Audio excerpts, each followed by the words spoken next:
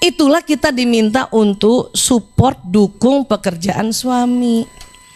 Biarkan dia konsentrasi di kantor. Nggak usah setiap 15 menit ditelepon. Apalagi video call. Kamu di mana? Video call dong, aku mau lihat di samping kamu siapa. Ya Allah. Malu, Bu. Itu ganggu kerjaan. Malah nanti dia sama keluarganya kesel, sama ibu jengkel. Udah biarin aja, kita doain. Tapi nanti sekretarisnya biarin. Ya. Jangan kita ganggu dulu. Kita kan tinggal bisa doakan, ya Allah, jauhkan suamiku dari perempuan yang bukan muhrimnya, ya Allah. Kan gitu aja. Ya, enak banget kita ini, Bu. Apalagi kemarin udah ngomong sama sekretarisnya, kalau rapat kamu liatin bapak terus ya, aneh enak kan. Ibu udah ikhtiar kan, udah ikhtiar kasih pesan sama sekretaris, habis itu tawakal, gitu dong. Ya, jangan dikit-dikit telepon, dikit-dikit lewat, aduh, dikit-dikit video call, jangan, dia terganggu banget, ya. Apalagi misalnya gagal, dimarahin bos, ya kalau jadi bos enak, masih lebih enak. Tapi kalau bisnisnya gagal gara-gara, ya, makanya banyak bapak-bapak itu, ya, kita kan ceritanya nih karena kita hubungan sama istri suami istri pengen tahu suami udah makan apa enggak. Cuman buat laki-laki dianggap mengganggu, ya. Ayah di mana? Macet ya? Iya, jadi macet karena kamu telepon. Jengkel nggak Bu digituin sama suami? Sakit hati nggak Bu? Makanya jangan telepon. Saya sampai sekarang alhamdulillah setelah ini ya, setelah ilmu ini jarang telepon. Dulu untung nggak ada HP. Ya, paham ya Bu? Ya itu termasuk anak laki-laki. Ya, termasuk anak laki-laki. Paham tentang ini ya? Karena ini yang terjadi. Nah, kemudian Bu, mengapa pria membenci kritik dan nasihat dari wanita? Nih Bu, karena ada otak yang di otak manusia ya, itu pernah juga saya cerita, memang sengaja saya ulang, hipotalamus. Ini hipotalamus persis segitiga di dalam otak tuh, ya. Laki-laki ada, perempuan ada. Cuman pada laki-laki ukurannya 2,5 kali lebih lebar dibanding perempuan. Ini hipotalamusnya, ya. Kalau kurang lebih gambarannya seperti ini. Ini hipotalamus laki-laki. Ini kan gambarnya laki-laki nih, ya. Dia lebih lebar 2,5 kali. Berarti perempuan kan nggak ada separohnya dong. Nah ini nih hipotalamus perempuan tuh segitu doang gitu. Fungsi hipotalamus apa Bu Aisyah? Banyak. Tetapi untuk laki-laki dan perempuan harus kita pelajari bahwa hipotalamus ini adalah pusat menjaga keamanan. Disinilah laki-laki senantiasa dari kecil menjaga keamanan tanpa keluarga sadari. Karena kita selalu melabel dia main terus. Padahal dia sudah jagain ibunya. Anak laki, kalau dia punya kakak perempuan, itu lebih jago jaga keamanan dibanding kakak perempuannya. Walaupun dia nampaknya main terus, tapi sambil main dia liatin terus ibunya. Apalagi kalau ibunya sakit. Saya pernah masuk rumah sakit, anak laki-laki saya jaga depan pintu kamar. 4 orang sambil main game. Ya. Ada yang datang, mau ngapain? Gitu loh. Ada yang datang, teman-teman mau besuk itu, ibu tidur. Itu dalam rangka dia menjaga keamanan kita. Cuman memang masih songong dan juga sambil main, itu laki-laki. Maka please jangan selalu marahin anak laki dengan mengatakan mana tanggung jawabmu. Mengkerut nanti hipotalamusnya Bu. Apa dampaknya? Nanti besar ya, dia tidak bisa survive. Dan yang paling ekstrim adalah kalau kita marahin terus dan hipotalamusnya mengkerut, ya ada riset membuktikan, maaf, yang tadinya dia lahir ya normal secara seksual, ini berubah orientasi seksualnya menjadi gay. Nauzubillah min dzalik. Ya. Fahami itu. Ini kenapa saya suka sosialisasi ini, karena banyak anak laki-laki terzolimi oleh kita ibunya Bu. Karena kita nggak tahu. Ya. Nah, kaitannya juga dengan menjaga keamanan ini, maka ya, pria ingin selalu dianggap berani dan tidak memperlihatkan kelemahannya. Ya. Dan merasa bahwa dirinya mampu untuk memecahkan masalahnya sendiri Bu. Jadi pria itu dianggap berani, dia harus ya menganggap dirinya berani. Makanya kalau dilecehkan, melecehkan laki-laki itu gampang, lecehin aja tanggung jawabnya, langsung ciut itu. ya marahnya minta ampun ya. Walaupun kita nggak mukul loh. Ya, hati-hati. Nah, begitu juga pada laki-laki suami ya. Seorang pria perlu tahu dan mengerti bahwa tujuan seorang wanita bukanlah ingin membuatnya merasa bersalah. Ya nggak sih Bu, kalau kita nasihatin laki-laki atau beri masukan? Maksudnya kan kita ingin ya membantunya dan seharusnya tidak perlu tersinggung. Ya kan Bu? Itu menurut kita. Karena kita otak yang selalu kerja sama, selalu orientasi hubungan dan otak tanggung jawab. Tapi buat laki-laki kita beri masukan, itu dia menganggap bahwa kita meremehkan dia. Seorang wanita ingin pria yang dikasihnya itu menjadi lebih baik, tetapi pria menafsirkannya sebagai pernyataan bahwa ia tidak cukup baik. Itulah kenapa pria tidak suka dikritik atau dinasihati istrinya atau wanita, apalagi depan orang lain.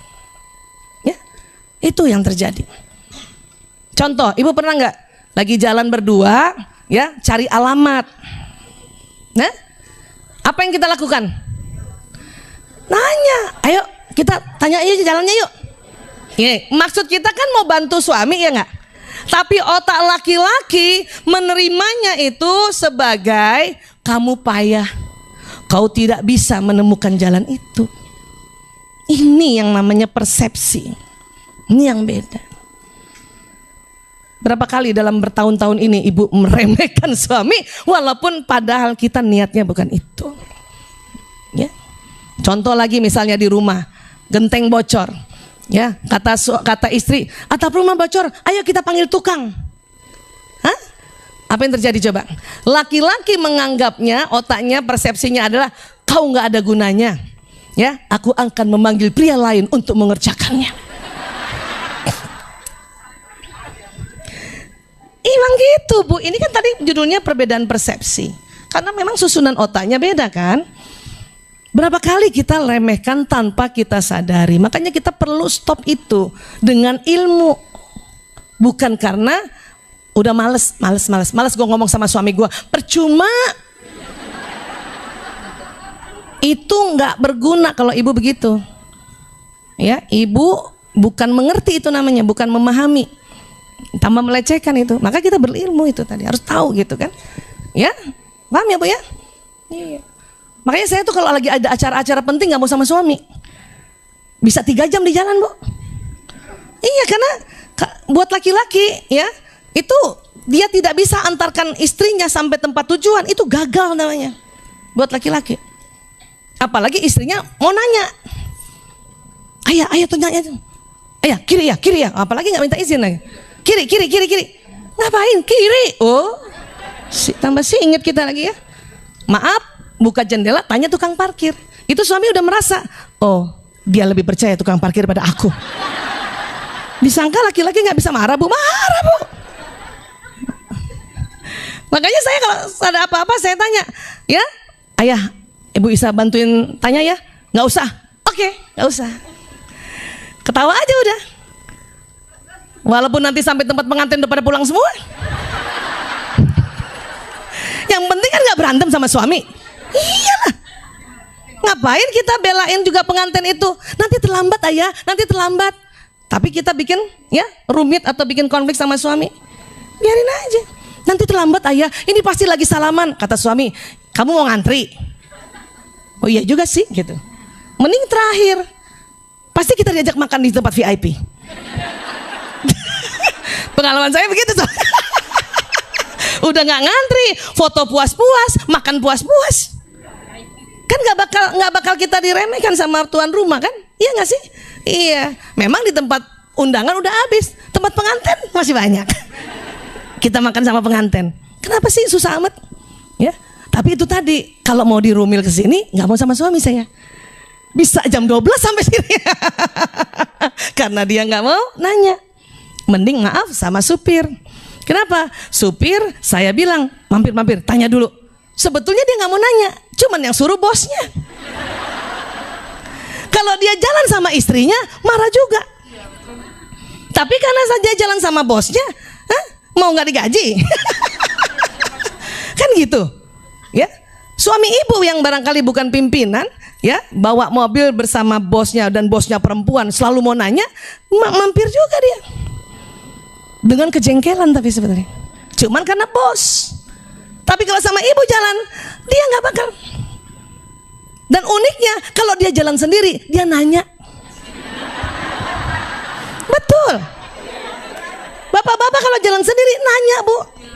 Karena dia ingin dilihat sebagai pahlawan dan hero di mata istri. Karena satu-satunya orang, bolehlah orang lain mencela aku, tapi jangan istriku. Itu kepengennya laki-laki. Kita juga salah persepsi. Justru karena ingin menghargai suami, makanya kita nasehatin terus. Udah gitu kita bawa kata-kata maaf, misalnya kayak saya dulu, ayah, maaf, punten ayah, kata Agim. Siapa tahu lihat, maaf ya. Ayah, kata Agim, dulu belum belajar ini, bahwa laki-laki cemburu. Ya, kata Agim. Apa kata suami? Kawin aja sama Agim. Saya bilang apa? Telat ya. Dia sudah sama yang kedua. Maaf ya, contoh beneran. Ngerti Bu? Ini saya belajar ini untuk paham ini lama loh. Dan belajar mulai menata mulut saya untuk dikit-dikit ngasih arahan gitu. Kata si ini, kata guru ini. Saya tahan untuk itu. Dan laki-laki gak suka dibandingin Bu. Ya, apalagi depan orang. Aduh, itu saya latihan. Ya, baru berhasil di usia-usia perkawinan 20 tahun ke atas. Kan namanya latihan. Ya, latihan. Karena juga baru tahunnya 2006. Makanya setiap ulang tahun perkawinan saya minta maaf. Saya bilang, ayah, ya, saya minta maaf. Mudah-mudahan saya jauh lebih baik lagi dari yang sebelumnya. Karena nggak mungkin juga kita menikah, ya, tamat dulu parenting kita baru nikah. Nanti umur 50 tahun kita menikah, telat pula. Sudahlah kita inline saja. Yang kemarin-kemarin keliru, nggak apa-apa. Ya, kita belajar. Makanya seneng banget ada Rumil nih Bu Vera, sampai kapanpun saya dukung insya Allah ya. Masya Allah ya. Nah, jadi kayak gitu. Ya, saya melatih mulut saya untuk tuh satu, tidak negur dia depan orang, bahkan depan anaknya. Ya, nih tahan Bu.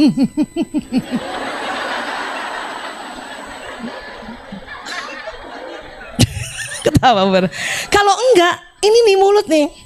Ya, mulut sama leher saya udah bisa nahan. Pertama dulu mulut, leher belum.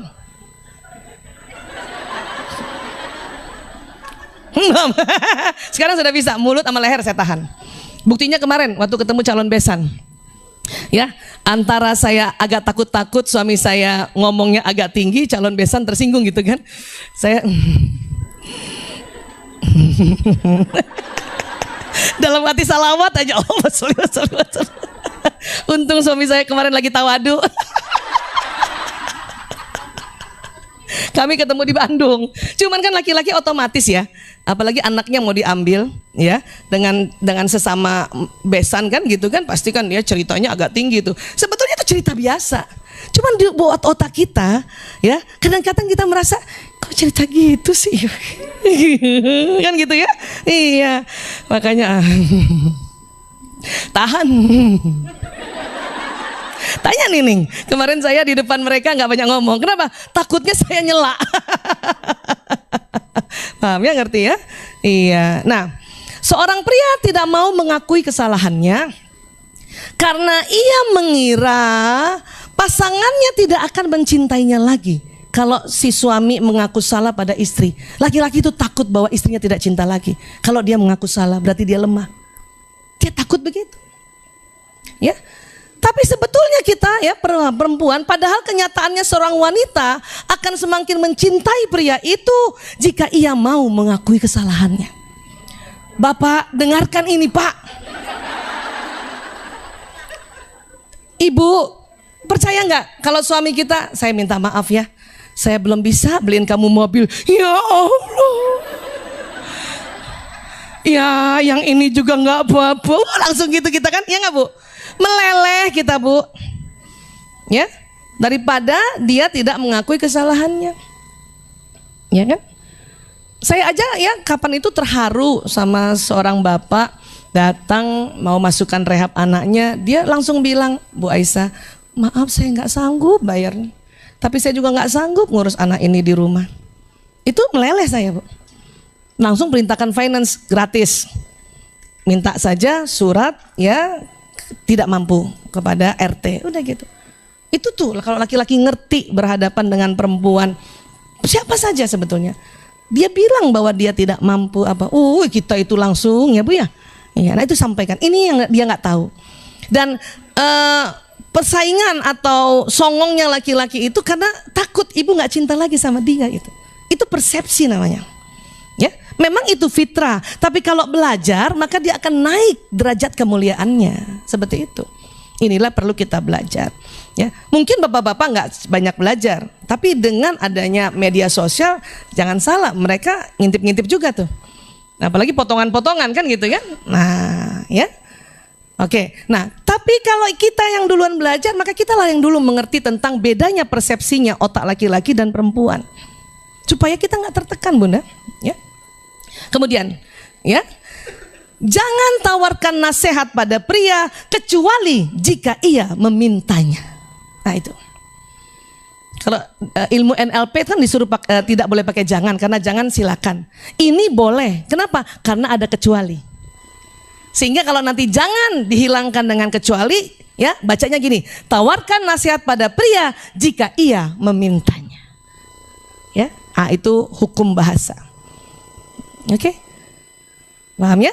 Nah, terus gimana dong Bu Aisyah? Katakan padanya bahwa Anda mempercayai kemampuannya untuk menyelesaikan segalanya.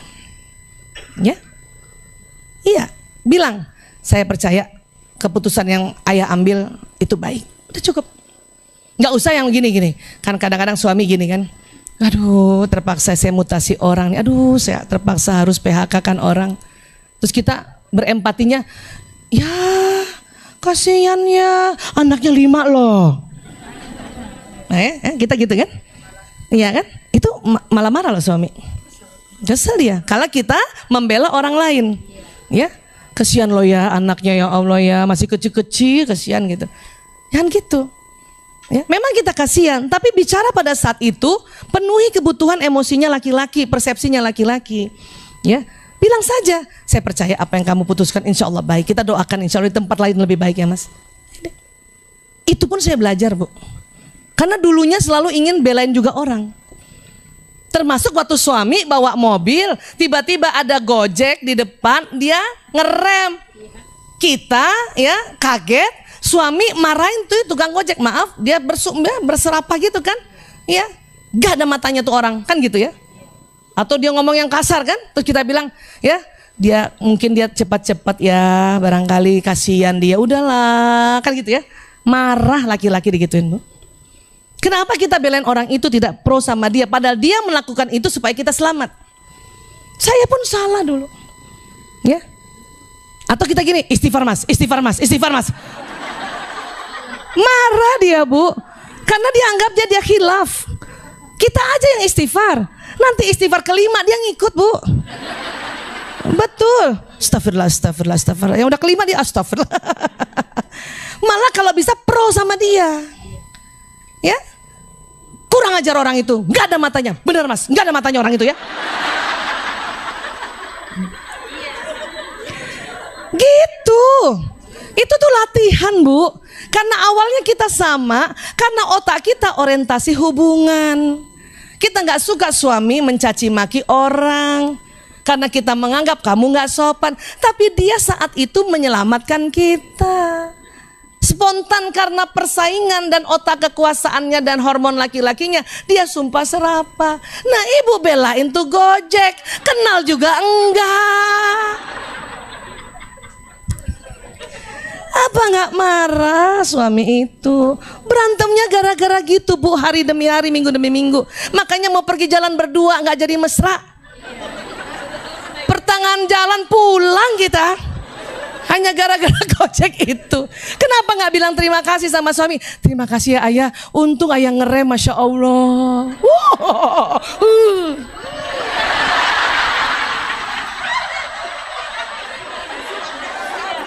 Nggak senyum, nggak senyum. lihat hidung.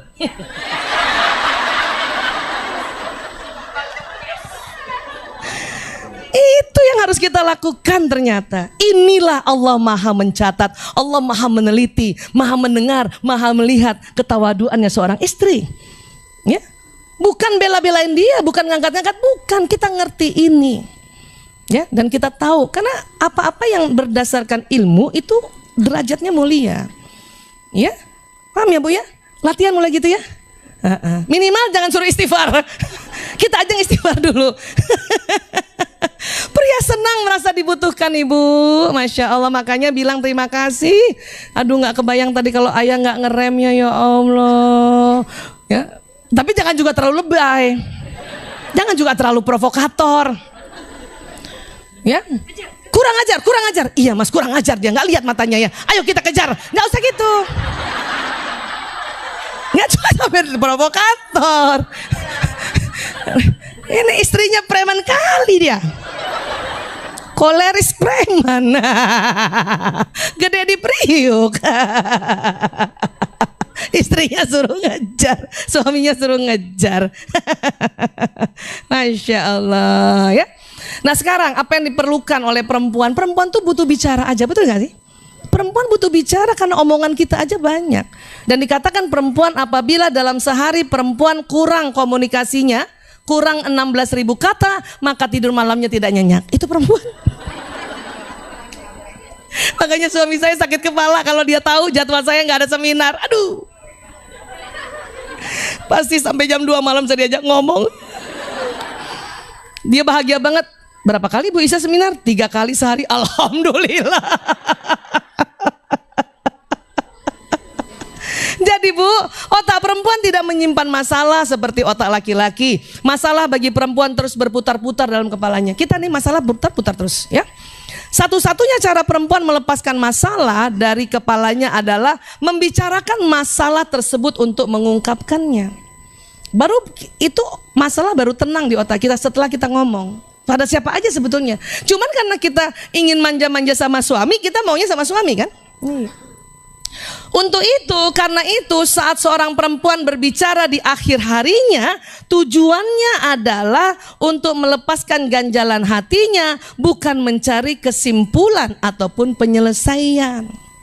Ini sebetulnya, ya bapak-bapak harus paham ini. Ya, cuman Bu, otak laki-laki karena otak tanggung jawab, dia kalau dengar istrinya curhat, itu langsung otak tanggung jawabnya, hipotalamusnya yang besar itu bekerja. Itulah mengapa sebetulnya pada saat kita perempuan ini sedang curhat, hanya ingin disimak, ya nggak sih Bu? Cukup sih ngangguk-ngangguk, lihat kita sebentar ngangguk-ngangguk, nggak lihat kita lama-lama nggak apa-apa, kita udah tahu bahwa memang matanya nggak bisa kan gitu. Tapi laki-laki karena otak tanggung jawab, maka laki-laki bila mendengar curhat selalu menawarkan solusi. Itu lagi bertengkar kayak lingkaran setan. Ya. Ayah aku sakit kepala, kayaknya HB aku turun. Apa kata suami waktu kemarin? Ke lab dong. Ya, periksa HB dong. Ya, minum obat penambah darah dong. Itu solusi bukan? Solusi, karena dia kasihan lihat istrinya curhat. Padahal perempuan waktu curhat dia sudah mengatasinya, ya kan sih? Iya, kadang sakit kepalanya pagi hari, ketemu suami malam, ngeluhnya malam. Kan gitu. Udah minum obat juga tadi pagi, bahkan udah ke dokter, bahkan udah ke lab. Makanya waktu dikasih solusi minum obat atau ke lab, kita langsung kaku. Udah, gitu. Perempuan hanya sebetulnya inginnya, kasihan Bu Isa ya, capek ya. Ih, seneng ya. Nggak jadi sakit kepala Bu, gara-gara itu. Paham ya tentang ini ya? Makanya laki-laki harus kasih tahu. Suami saya kasih tahu ini. Makanya atau saya disclaimer setiap mau curhat, ayah aku cuma cerita doang ya gitu. Ya. Dia ngerti, sekarang udah ngerti. Pengen banget dia ngasih solusi. Ya, yang jadi masalah begini. Laki-laki kan udah ngasih solusi ya. Terus kita kadang-kadang besok mengeluh hal yang sama kan. Padahal laki-laki sudah kasih solusi. Laki-laki kesel karena kenapa kamu nggak pakai solusi yang kemarin aku kasih? Berarti kamu nggak pakai solusiku, berarti kamu nggak ikut perintahku. Gitu cara persepsi laki-laki. Karena kita ngeluhnya berulang. Ngeluh sakit kepala saya aja seminggu bisa 3 kali, Bu. Ya. Nah, suami saya kadang-kadang jengkel karena dia selalu udah siapin obat. Jadi persepsi dia bahwa kita nggak patuh terhadap perintah dia gitu. Padahal ini cuma ngomong doang. Makanya kasih tahu. Bahkan suami saya tuh kadang ya datang pinternya tuh. Setiap saya curhat dia tanya, mau pakai solusi apa enggak? Gitu. Saking dia udah belajar. Itu pun kadang-kadang ya lupa juga dia ngomong juga solusi. Cuman karena saya juga sudah belajar, maka saya mengambil solusi yang dia berikan. Itu tanda tanggung jawabnya dia pada saya. Sadap, kan asik, Bu. Ya, ayah aku sakit kepala, minum obat dong. Dalam hati saya senyum-senyum. Kenapa kamu senyum-senyum? Kayaknya kamu sayang terus sama aku ya. Cie. Kenapa? Karena kamu kasih solusi sama aku. Gitu. Karena pada saat laki-laki memberi solusi, itu tandanya dia tanggung jawab. Cuman kita sering berantem. Ayah aku capek banget pagi-pagi nganter anak-anak. Apa kata suami? Ya udah kita sewa supir aja. Supir mahal lagi ayah, mendingan uangnya buat aku, ya kan? Kata suami katanya capek lah. Lingkaran setannya kan kayak gitu. Paham Ibu? Ya. Minggu depan ibu lagi ngeluh lagi. Ayah capek banget nganter anak-anak. Suami nyolot. Kan saya udah bilang cari supir. Mahal lagi ayah, balik lagi kita ngomong kayak gitu. Makanya dikatakan perempuan ahli sejarah. Itu terus diomongin. Nah, bagi seorang wanita berbagi cerita masalah dengan teman-temannya wanita lain, ya kadang-kadang kita sama suami mentok, kita ceritalah sama teman-teman. Itu berarti teman kita itu tandanya dia percaya sama orang-orang yang dia ceritakan masalahnya itu dan pertemanan yang akrab. Jadi tolong teman-teman, kalau ada teman kita curhat dan curhat-curhat mulu, tampung dia. Berarti dia percaya sama kita. Berarti kasihan dia nggak bisa ngomong sama suaminya. Paham itu ya? Tapi hati-hati juga, pilih teman. Jangan teman yang begini. Masih ingat ibu ini? Film Tilik, Bu Tejo gitu. Ya, Dian itu loh, ngomongnya gitu kan? Dia pakai susu. Siapa pernah nonton video sinetron itu? Keren banget itu, saya suka tuh nonton. Ya, jadi hati-hati juga curhat dengan teman yang tidak aman. Nah, pilih-pilih lah. Ya, makanya buat kita yang dicurhatin sama teman yang masalah itu, berarti kita pilihannya. Ya, bagaimana mensikapinya? Nih, jika Anda berurusan dengan wanita yang sedang bersedih dan sering curhat atau sering ngadu apa segala, jangan tawarkan solusi atau mengabaikan perasaannya, tapi tunjukkan saja bahwa Anda menyimaknya. Oh gitu ya? Oh gitu. Astagfirullah. Oh gitu. Gitu aja cukup. Cukup. Dia puas, ya? Seperti itu. Oke? Nah, laki-laki bagaimana Bu Aisyah? Laki-laki pernah curhat sama kita? Enggak selalu. Karena laki-laki karena otaknya tanggung jawab, dia punya kebiasaan laki-laki curhat tanpa suara dengan diri mereka sendiri. Pada saat apa? Itulah pada saat nonton TV, pegang gadget, ya, atau lagi memandang sesuatu gitu ya. Apa saja mungkin dia punya sangkar burung kah, dia lihat sambil main gitu, itu enggak lagi main sama burung itu.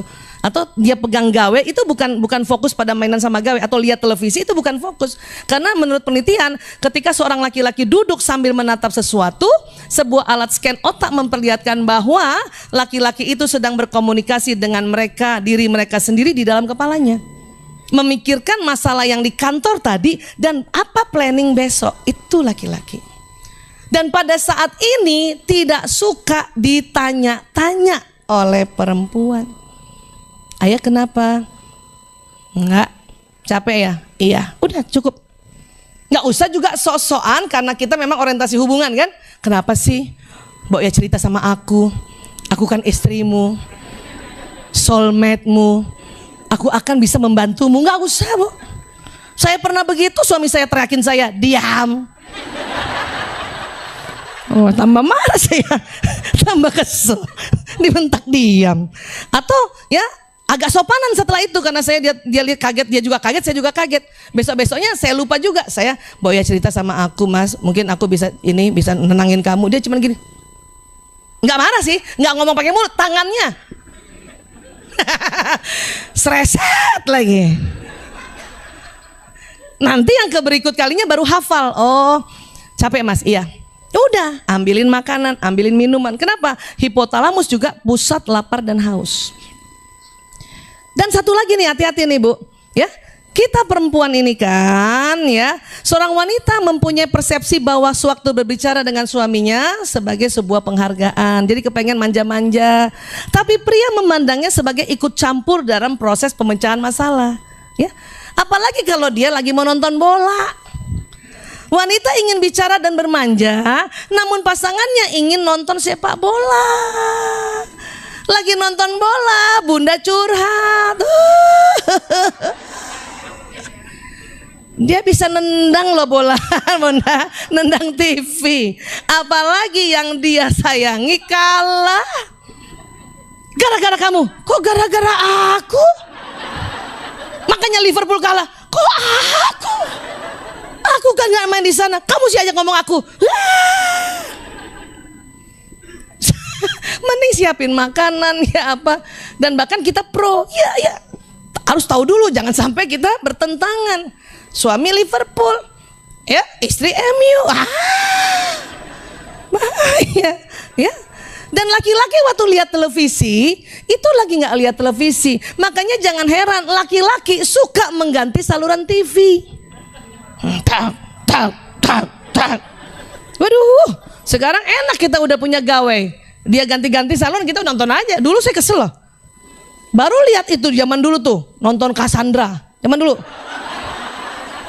Ini yang ketahuan umurnya nih. Lagi nonton Cassandra diganti. Mending dia lanjutin tontonan, enggak diganti terus. Karena laki-laki waktu ganti itu dia lagi mikir, mencari problem solving. Ya Allah, dulu belum punya uang banyak, TV cuma satu-satunya. Belum ada gawe, itu jengkel lagi kita. Astagfirullah. Nonton di tetangga, nonton tetangga deh. Ya, zaman dulu kan gitu kan. Ya, itu hiburannya perempuan. Karena perempuan kalau nonton tuh pakai perasaan, Bu. Dan tidak mau ada sedetik pun ketinggalan. Makanya pas ada iklannya ditonton deh tuh. Karena takut nanti sesi berikutnya ibu kebablasan. Terus udah nonton nanya melulu lagi kalau kita tadi kebablasan. Tadi kenapa? Tadi kenapa? Ini siapa mbak? Ini siapa mbak? Mbak saya bilang, ya Allah Bu, diam aja kenapa? Jadi teman-teman ya, bahwa dengan mengerti segala perbedaan persepsi ini, maka akan mengurangi tekanan pada diri kita dan tekanan pada pasangan kita ya. Dan menghindari penilaian yang keliru. Karena benar deh, waktu saya belum belajar banyak tentang hal ini. Kenapa saya bilang banyak? Itu karena ini bersambung terus kan. Ya, bukunya tebel-tebel Bu. Sambung, saya praktekin, praktekin, ulang-ulang. Ya, itu saya tertekan Bu. Dan saya menganggap suami saya jahat banget.